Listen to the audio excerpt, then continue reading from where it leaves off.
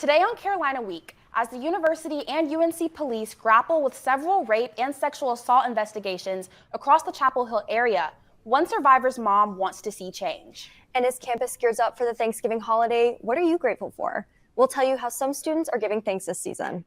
All this and more next on Carolina Week.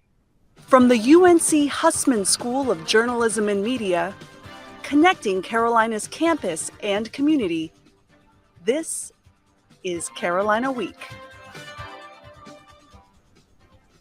Hello and welcome to Carolina Week. I'm Lauren Fickton. And I'm Barbara Joy Tillman, filling in for Taylin Kane today. The University of Virginia is in mourning after 5 students were shot on campus, 3 of them fatally. The suspect is 22-year-old Christopher Darnell Jones Jr., a student and former UVA football player. University officials say Jones fired a gun inside a charter bus full of other students who had just returned from a field trip to Washington, D.C. late Sunday evening. The victims are Devin Chandler, Lavelle Davis Jr., and Deshaun Perry. All 3 were juniors on the football team. Chandler was from Huntersville, North Carolina, near Charlotte. After a night-long manhunt, police arrested Jones Monday morning on 3 counts of second-degree murder. His first court appearance was yesterday. And here in Chapel Hill, 3 instances of rape have been reported to UNC police in the past week. According to the UNC crime log, the instances occurred at different times this semester. One was reported to have occurred in Airing House Residence Hall and another in the Beatty Hill Apartments. The crime log indicates the cases remain open. This news comes 1 month after a rape was reported in Carmichael Residence Hall in October. The month of that student is fighting for change at the university. Our Kelly Kendall is outside the dorm now. Kelly, why is his mother speaking out? Hi, BJ. Yeah, the answer is actually simple. We've chosen to keep their names anonymous, but the mother said she and her son want to prevent this from happening to other students, starting with a petition.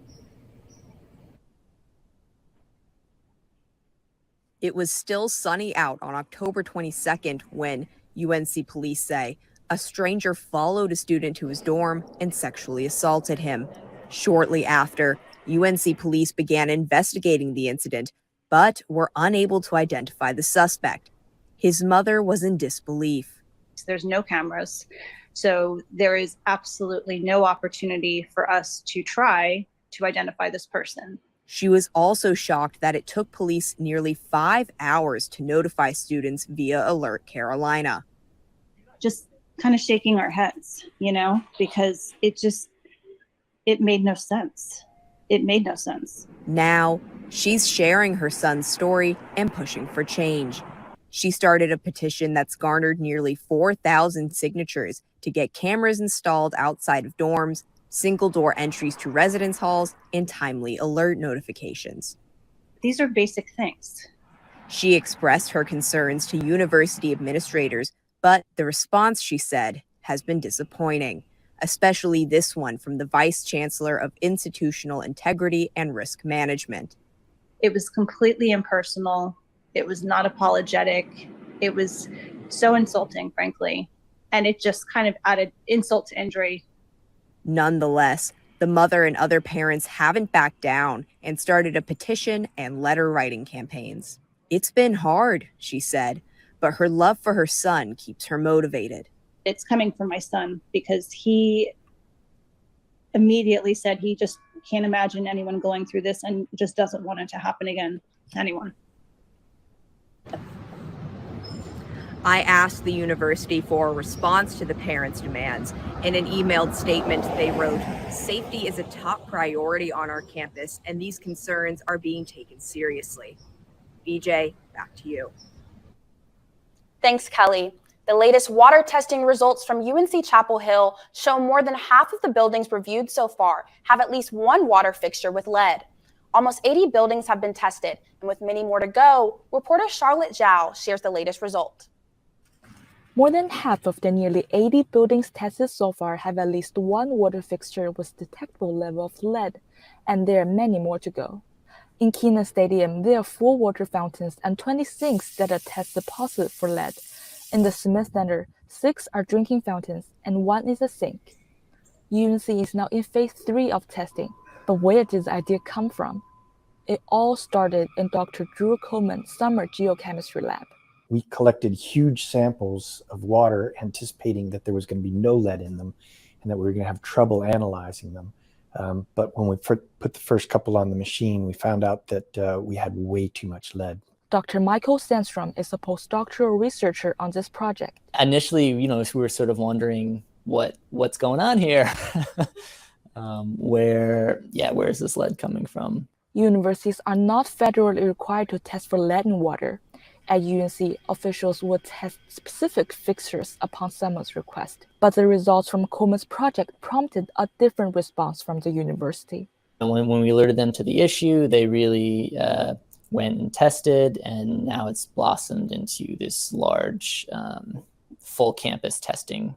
Coleman says UNC might not be the only campus with lead in water, and this could happen in any older buildings with dated fixtures. If you've got old fixtures, I think there's potentially a problem. And I'm hoping that this is going to lead to a much wider testing at other universities and other public facilities around North Carolina and maybe around the nation. In Chapel Hill, I'm Charlotte Zhao, Carolina Week. An update on federal student loan forgiveness as court orders are blocking the Biden administration's relief program. A federal district judge in Texas struck down the president's plan for loan forgiveness. This follows another block from the 8th U.S. Circuit Court of Appeals, both questioning the program's constitutionality. The federal student aid website says, quote, "We are seeking to overturn those orders. If you've already applied, we'll hold your application," unquote. The court orders prevent new applications for student loan forgiveness just as the current moratorium on federal student loan interest and repayment reaches its end. And BJ, we can't talk about federal politics without mentioning Donald Trump's announcement Tuesday night. That's right, Lauren. Former President Donald Trump announced Tuesday night he plans to run again in 2024. Trump lost in 2020 to current President Joe Biden and is the first candidate to announce a bid for the Oval Office in the 2024 election cycle. Trump is no stranger to controversy. He is currently under investigation for allegedly encouraging the violent attack on the U.S. Capitol on January 6th over what he says was a rigged election. Take a listen at what Trump said in his speech last night. Distinguished guests and my fellow citizens, America's comeback starts right now. In order to make America great and glorious again, I am tonight announcing my candidacy for President of the United States. We're talking about national politics. Let's take it even broader to international politics. Stephen Schlink joins us now to tell us about an Afghan refugee and her road to Raleigh. Introduced Raihana Ahmadi, who fled from Afghanistan last year and told us of the rising tensions in the Middle East. This week, she shares her story of leaving everything behind in a matter of minutes for her own safety. I mean, no one knows how hard it would be if you leave your homeland. That's Raihana Ahmadi, a 23-year-old woman born and raised in Kabul in Afghanistan. It's where she went to college. I studied civil engineering for 4 years. And started her own clothing line designing traditional Afghan dresses with other local women. It was very cool, like talking with them and learning from them and just get information from them. And just learn more about my culture. But all her hopes and dreams for the future crumbled with the fall of the Afghan government to Taliban forces. It's hard to talk about. That was the hard part of my life. On the very last day of U.S. evacuations, Ahmadi got a call from a stranger. They wanted to help her out of Afghanistan, and she was given 30 minutes to pack a single bag and decide to leave the life she knew behind. It was not like leaving your country. It was like leaving your family, leaving those people who you love. Over the next 3 months, Raihana and thousands of others made their way to the United States. First by way of Mazar, then Qatar, then New Jersey, finally arriving in North Carolina. You must stand by your feet because you're alone in this big country. Most of those days she spent in military camps. Every day you're doing nothing, just eating and sleeping, and no one knows what will happen again. And even a year later, the thought of a new life. It was something like someone took everything from you. It hasn't been easy, but she's up for the challenge. Every day I experience a new thing, something like I never done it before. Next week, Rihanna shares what life has been like since arriving in North Carolina and her hopes for the future. Thanks, Stephen. The holiday season is upon us. We'll tell you what celebrations are happening on and around campus after this.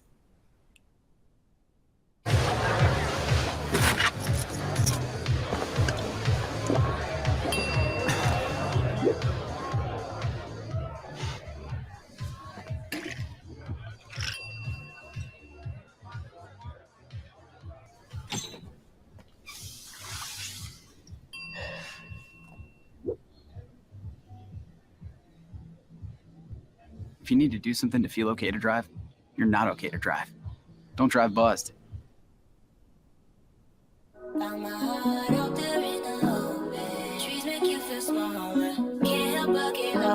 Feel the beat of nature at a park or forest near you.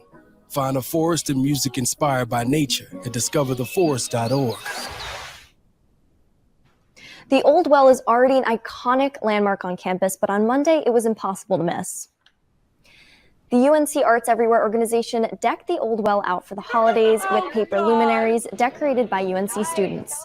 The creative designs showcased each participant's creativity, what the holidays mean to them, and even a little bit of motivation to finish out the semester strong. We're just 1 week away from Thanksgiving break, and many on campus will be hosting Friendsgiving before they head home. The new Student and Family Programs Department is no exception. Transfer students can stop by the Great Hall in the Union next Monday to enjoy a free Transfer Giving dinner featuring all the Thanksgiving staples. And any student staying on campus for the holiday can enjoy a complimentary traditional Thanksgiving meal at the Carolina Club on November 24th. Seating is limited and registration on Heal Life is required.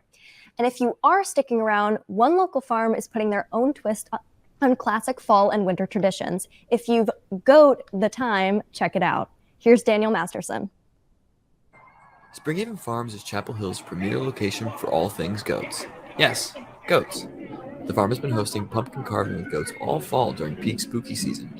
Mortar Corn Cryfield and his family opened Springhaven to the public in 2016. The farm began with simple events like yoga with goats, and as popularity boomed, the farm's events expanded.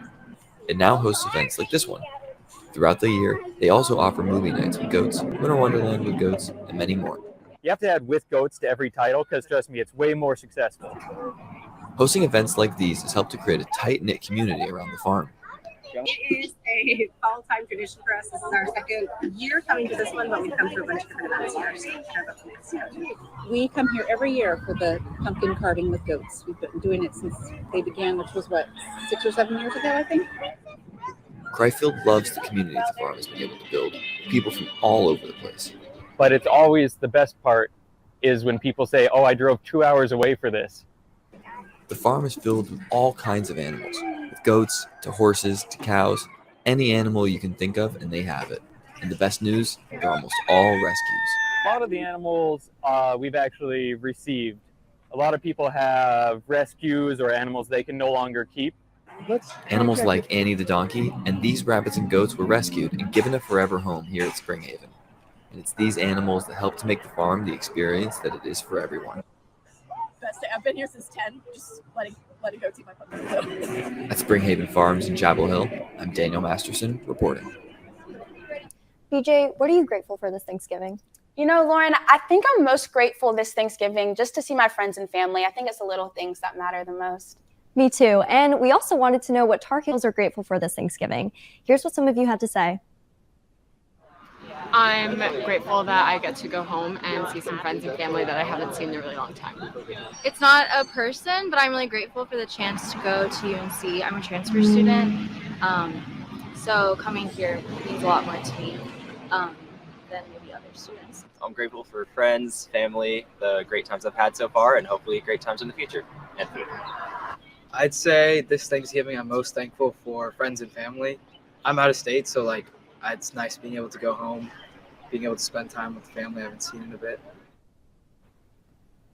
And you know what else I'm thankful for, Lauren? Good weather. Me too. Let's check in with meteorologist Corey Kowitz to see what the weather will look like through the weekend. Corey? Well, I'll tell you what I'm thankful for, and is that little bit of drier air that we have coming in for today. Yesterday and last night, not the case. This was taken last night right outside of our studio. rainy, dreary, cool day. You can see all that rain streaming into the drain off the bricks. We saw some heavier rain bands last night come in. Today, it's going to be a lot drier, but we did need that for our drought. Take a look at our drought monitor here. We're starting to erode at some of the major categories here for our drought. November's been uncharacteristically dry, but we did see Nicole come Friday, and that rain event we had yesterday, which was really helpful for our drought. We're starting to see a lot of Wake County getting into no category for any drought monitors, which is really, really nice to see. But if we take a look tomorrow at our service map, you see that the cold front that passed through offshore, that's going to make its way offshore. We're going to be having some cool air stream in from the north, bringing cool air. And you can see that here in the regional map for temperatures, 47 in RDU, surrounding areas, up in maybe the 60 in Fayetteville, mostly in the mid to high 50s in our region. You're thinking a cold front passes, you're going to think it's a little cooler, especially in November, but that's not the case. We're still seeing a little bit of that moist air streaming in from the north, making a little bit more mild temperatures rather than cool and cold temperatures you see usually this time of the year when a cold front comes. But class by class today, noon, 52, see it get up to the mid-50s, maybe breaking into the high 50s at 4 o'clock is our max temperature projected. Once nighttime hits, we're going to see those temperatures plummet into the high 40s. But tomorrow you can see a little bit chillier. Cold air has had a little bit of longer time to work with, bringing in some more cooler air. Low 50s, might not even break 50. That's certainly a possibility. High 40s in the northern suburbs in the Triangle region. But you're going to see some of those temperatures really get cold tomorrow night. Thursday night into Friday morning, mid-20s, maybe even getting into the lower 20s up into the northern suburbs. Fayetteville, 29. We could see it get into the lower 20s. Certainly a possibility. Please bundle up. Any plans Friday morning? Classes, any events, going to be some chill we haven't seen since last winter. So make sure to bundle up. And that's going to be a story for our game day as well. Cool and crisp. We're hoping for a better result than what we saw last year when we faced Georgia Tech. I think we got a better squad this year. Hopefully the result is different.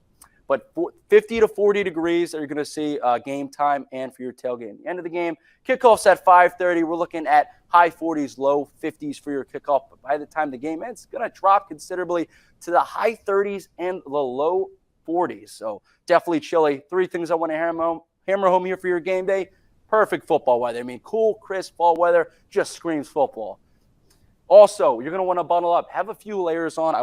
A winter jacket is definitely what I would suggest. It's going to be chilly, especially if you're out there for hours on end, being exposed to those cool and cold temperatures.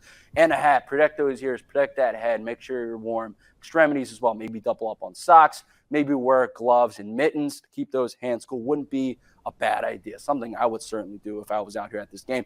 Out on the 5-day forecast, you could see a similar story. It's a boring forecast in terms of the continuity of the next 5 days. Clearing throughout, it's going to be our warmest day today, 56 degrees, clearing out throughout the day. You're going to see that cold front start to work into our region, possibly not even getting to 50 tomorrow, and really chilly temperatures, chilliest temperatures of the next 5 days into Friday morning, Saturday, Sunday. Going to get chilly as well, 24 on Sunday. So high 40s, low 50s, dry air is going to settle in. But you think the cold air is done after 5 days? Not the case. Let's take a look at the 6 to 10 day projected temperature outlook. Mid-Atlantic and the southeast is going to see well below average temperatures for the 6 to 10 days after the 5 days. So you're looking at 10 days plus of below average temperatures. So if you're not a winter lover, I have some bad news for you. We're going to have a lot of winter-like temperatures clinging on to the region for a while. So make sure to bundle up. Back to you. Seniors graduating this fall will come back from Thanksgiving not in the holiday spirit, but in the graduation spirit. These Tar Heels might feel like fish out of the water after leaving UNC, but the university has the perfect person in mind to help ease the transition.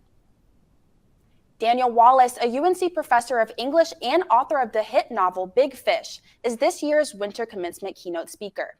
Wallace is the author of 6 novels, including Big Fish, which was adapted into a movie in 2003 and a Broadway musical a decade later.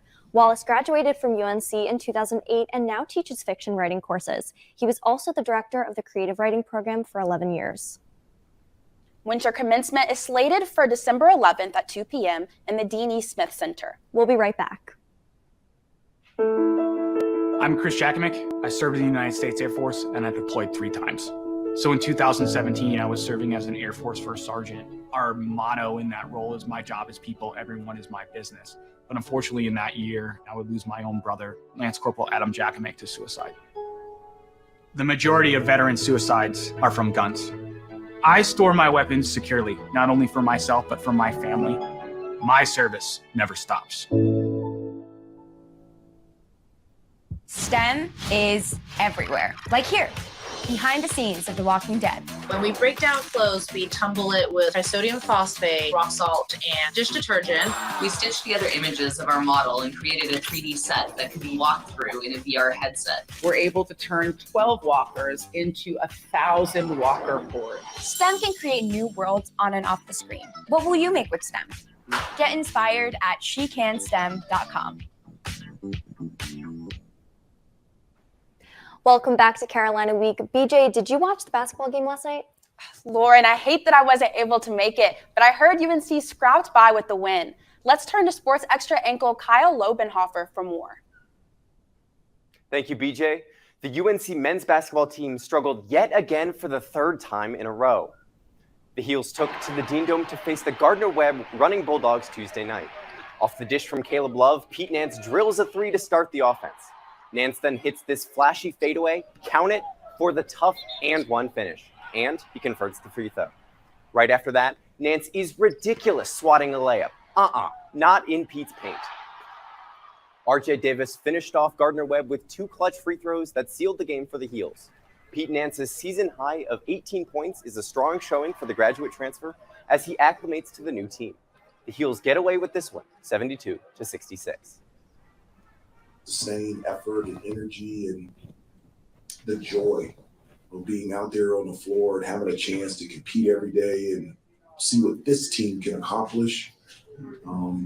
It's not where it needs to be. It's not consistent. And as I said before, it will change and it will get better. While the men's basketball team narrowly continued its undefeated start last night, the field hockey team looks to finish off a perfect season this weekend. Aaron Matson leads the 19-0 Heels into action against Penn State in Connecticut in the NCAA semifinals on Friday at noon. If they win, they'll take on the winner of Northwestern and Maryland on Sunday at 1:30.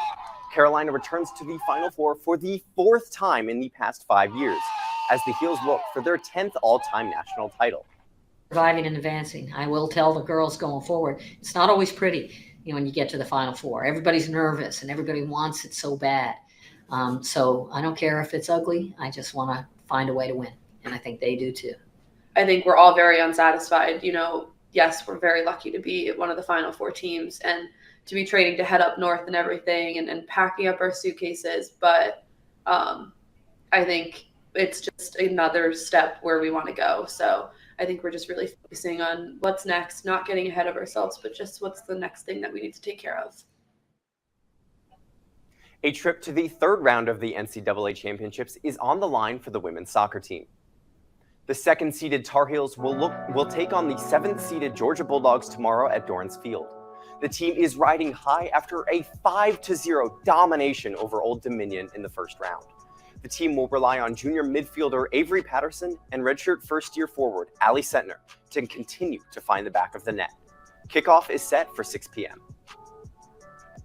The women's soccer team is already looking fantastic, and with the #1 ranked recruiting class coming in, there could be some exciting seasons ahead.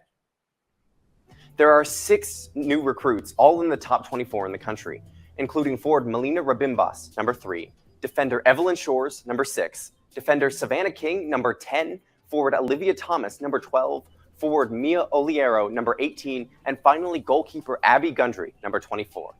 Head coach Anson Dorrance said this class checked every box and is filled with ambitious and driven athletes. The UNC men's soccer team also joins the postseason fun, as the Heels have secured their 29th NCAA tournament appearance. The Heels will face High Point on Thursday at Dorrance Field to determine who will face 5th-ranked Stanford in the round of 16. The most recent time these two faced was in 2007 and ended with a Carolina win. The Heels are coming off a 1-0 loss to the #4 ranked Syracuse in the ACC quarterfinals as they prepare to continue facing tougher and higher ranked opponents through the tournament. Drake May added multiple national recognitions to his portfolio following the 36-34 victory against Wake Forest on Saturday. May is the Walter Camp Football Foundation National Offensive Player of the Week and the Davey O'Brien National Quarterback of the Week. He is also one of the Manning Awards Stars of the Week.